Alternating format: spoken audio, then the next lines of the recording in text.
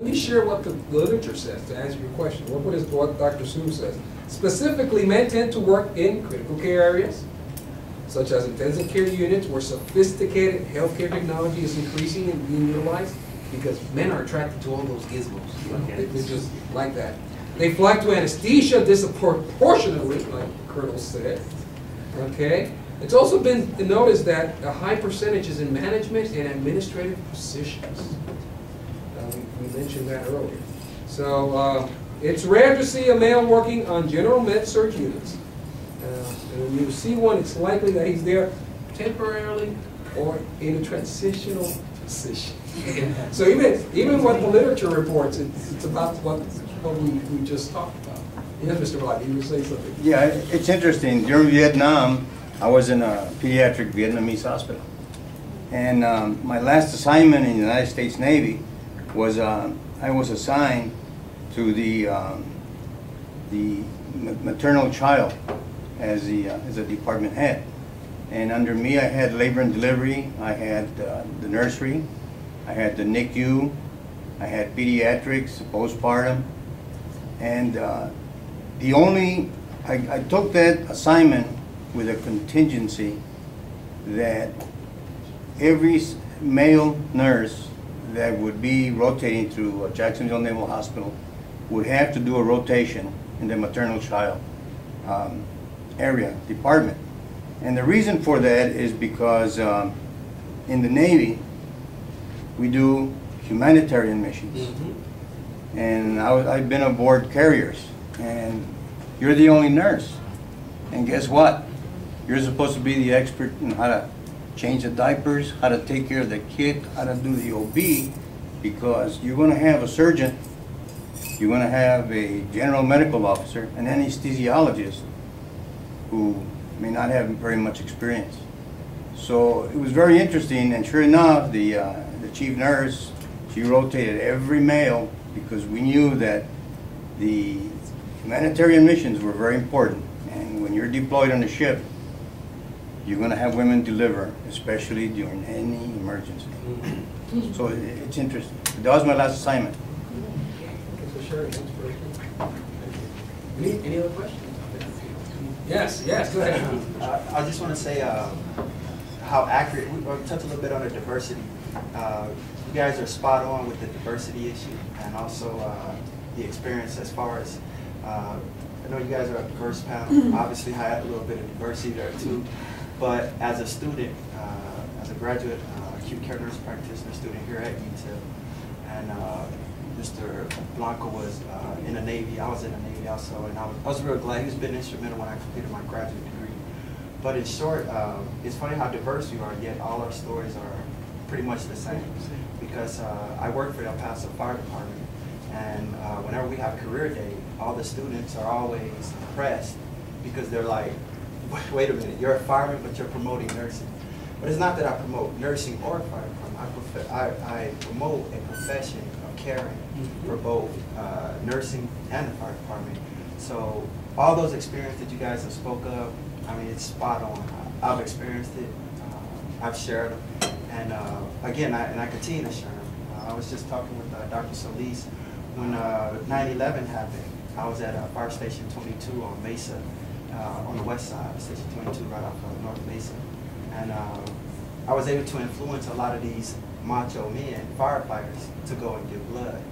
Typically, males, firemen, you know, they're supposed to be all this macho, strong guys. Mm-hmm. And a lot of them were very scared to give blood. But because I was a hospital corpsman, also a licensed paramedic, and I work in the ER at a physician's hospital, but I started at Del Sol CUIC. So I was able to convince these guys to go ahead and give blood. And up until recently, I've been called Flo, on the job. Just recently, as I'm getting ready to graduate, they start switching and they start calling me Doc. So I just want to say, you know, I appreciate you guys' stories, and it's as diverse as you are. Our experiences are exactly the same, and I've never had a block as far as a barrier in treating or caring. Again, even with a lot of my nursing instructors very influential because I'm one of those. I want ER. Even That's why I joined the acute care. Yeah, you're an adrenaline junkie, I know you. Yes. So I just want to say thank you, and their story is spot on. Can I turn the Yes. tables for a moment? Yes. What year nursing school are you guys in? Fifth semester. This semester, we're starting. Oh, so you guys haven't been out there yet, walking into a patient room and stuff? Yeah, they just finished that. Oh, they did? Okay. Okay, to any of the males?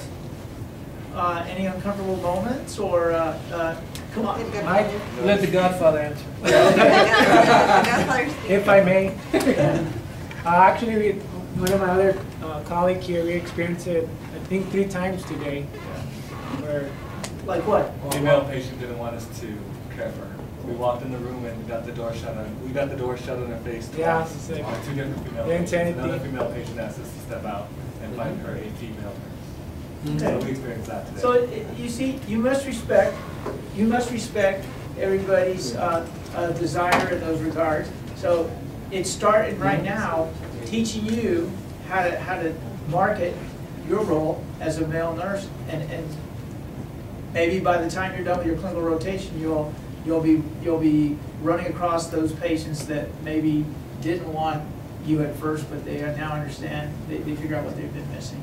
I mean, so it's interesting that they're just starting their experience. And They're already counting. So don't be frightened by it, and don't let it dissuade you from your chosen profession.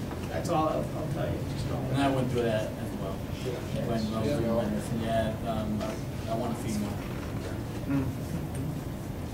Even during our graduate school, we did OB rotation and for the pap smears too.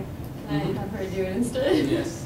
Yeah. But I mean, I had to do the pap smears as part of my checkoff, so I would talk to the ladies and I would tell them, you know, that what I'm doing and my clinical experience and where I work at, how long I've been working, and then it depends also on the preceptor. I mean, I've had excellent nurse practitioners that were taking me under their wing, and they tell the patient, no, he's going to do it because he needs to. And I mean, once they hear it from the nurse practitioner, or someone they trust, actually, it's whoever they trust, when they say it's okay, they'll do it.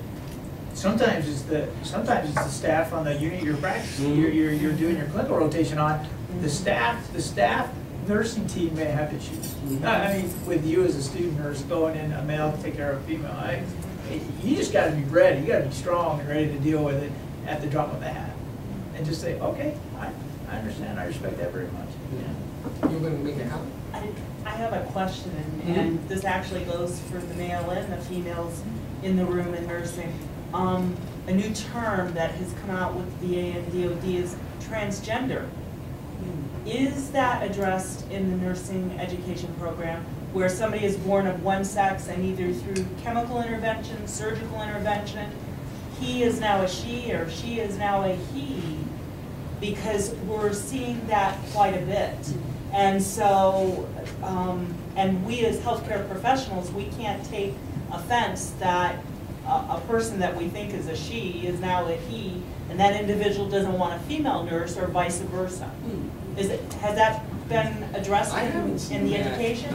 Actually, we sort of came across accidentally situation. a couple of times. Well, In scenario stuff. I'm here to tell you it's going to come up more, Where we ladies had and gentlemen. male and female parts mixed up, and watch the students getting used to that. And so that was a good teaching moment. Okay, you can't be shocked by that. How are you going to handle this? But what we do is we just reinforce, what does the patient prefer to be called? Right. Yes. And And so you do a sensitivity. preference. And so we go with what preference they want.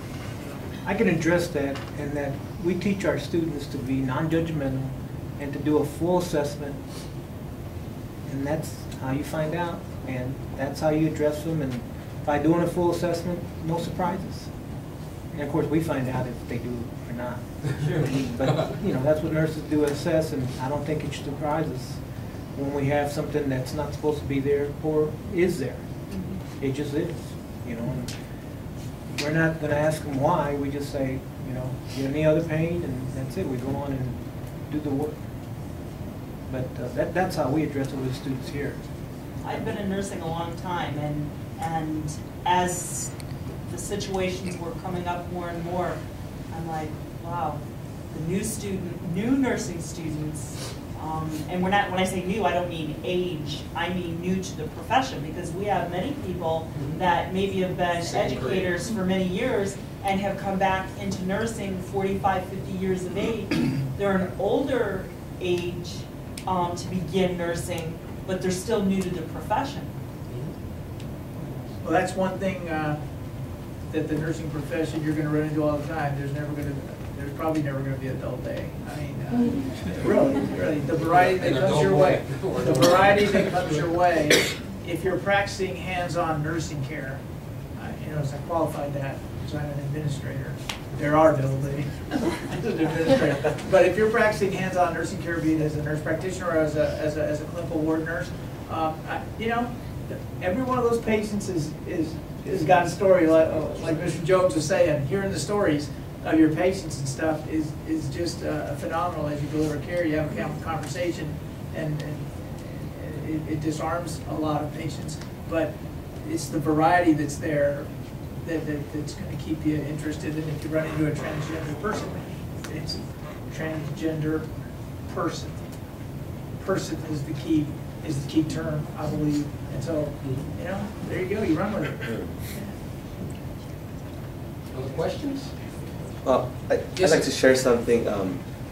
My name's Manny. I'm a critical care nurse at Del Sol Medical Center, and I have a friend of mine that's an educator. He's a counselor in elementary school, and he's asked me several times if I'd like to come and talk to kids about professions. And he asked me to make sure you wear your scrubs, make sure you come with your stethoscope and everything. It just makes it exciting. And the several times that I've gone, I always ask them, who can guess what I do? None of them have ever said I'm a nurse. I'm either a doctor, a veterinarian, or a dentist. But none of them actually ever guessed that I'm a nurse. And I mean, it just goes to prove that society or our community really doesn't know about how many males really are in the nursing profession. I mean, if you see somebody in scrubs and is a woman, they would probably assume that she's a nurse, but never. I mean, many classes I've gone to, and none of them have ever guessed that I'm a nurse. Yeah, other than Mr. Fokker, it's not in the media. It's not in the media. And I can remember in nursing school and early on in the early 80s, we talked about this in nursing school. We talked about the nurse role model and the image in our society and stuff. And it was the same thing. There weren't good portrayals of nurses as a whole, but male nurses almost non-existent. And I think those little kids, that they're innocent mirrors of what they get in their society, and they're not seeing male nurses portrayed on TV shows or cartoons or whatever. So, and I'm not sure there's a timely answer anytime soon to that in the media. But we do owe it to let the media know when we don't think they're portraying the proper image of nursing in general as a profession, male, female, period. They get a little loose. And it's funny because as soon as a couple of these, Nurse Jackie and all the other shows came out and depicted nursing, but specifically female nursing, the wrong way, we see a blast of, especially for nursing organizations and all that, already.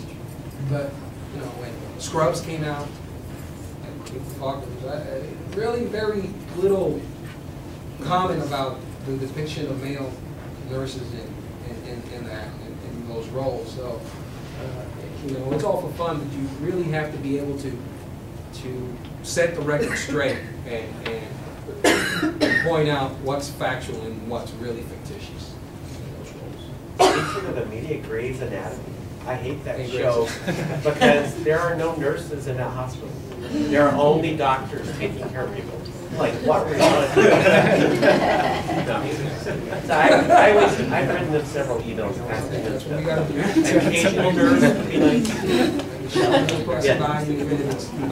and not someone to have an affair with. Oh, yes.